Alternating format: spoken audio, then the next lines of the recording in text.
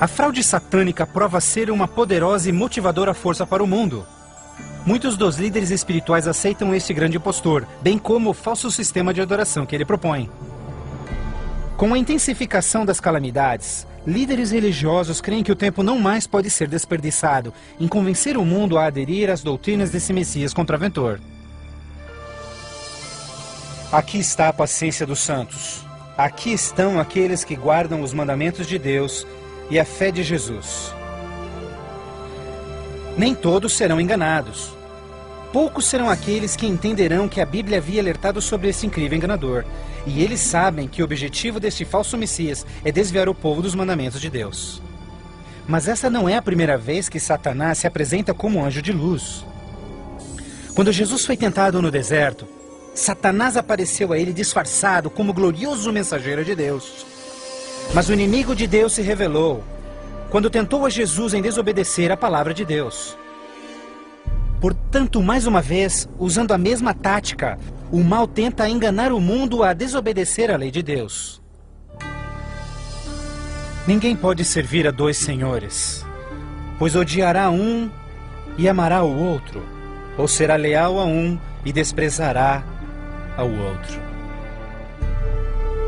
O mundo chegou a um momento decisivo em sua história.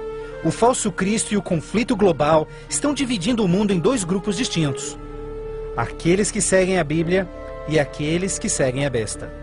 Ansiedade enche o coração do povo e religião é o tópico supremo de todas as mentes.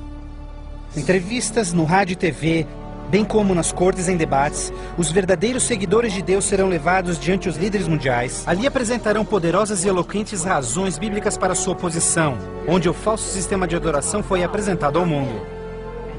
Os mandamentos de Deus e o que constitui a verdadeira adoração estarão ao centro de cada discussão. Movidos pelo poder do Santo Espírito, compelidos pelo argumento bíblico dos servos de Deus, milhares em todo o mundo converter-se-ão desde suas igrejas sem vida e se posicionarão junto aos impopulares, mas verdadeiros seguidores de Jesus. O que nos resta? Devemos obedecer a Deus ou ao homem, à tradição popular ou à Escritura, dividindo assim o mundo inteiro em dois grupos. De um lado, aqueles que receberam o selo de Deus, e do outro lado, aqueles que receberam o sinal da besta. Aquele que é injusto, siga sendo injusto. Aquele que é sujo, que siga sendo sujo. Aquele que é justo, que siga sendo justo. E aquele que é santo, que siga sendo santo. Este texto de Apocalipse antecede o próximo evento em que todo homem, mulher e criança fará sua final decisão, a favor ou contra Cristo. Ao lado de Deus estão aqueles que em fé observaram sua palavra, mesmo diante oposição. No outro lado, aqueles que escolheram a religião de tradições humanas.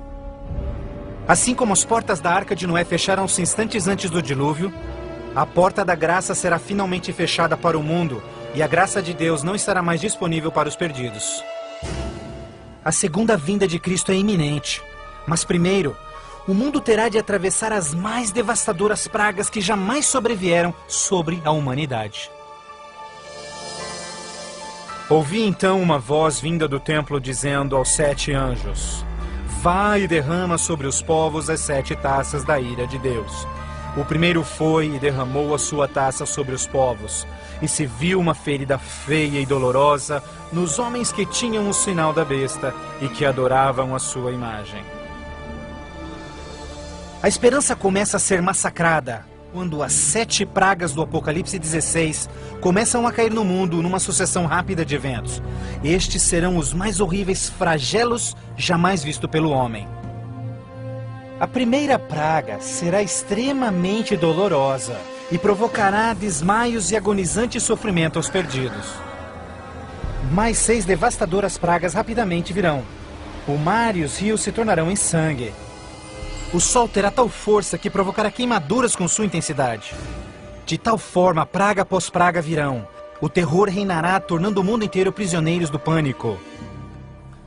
Durante este período, alguns dos salvos encontrarão abrigo em locais isolados e remotos, onde serão protegidos e mantidos por anjos do Senhor. Outros lançados em prisões. embora aparentemente abandonados pelo homem, não foram esquecidos por Deus. Os fiéis de Deus estarão protegidos das pragas, da mesma forma como os filhos de Israel foram preservados durante as pragas que caíram no Egito.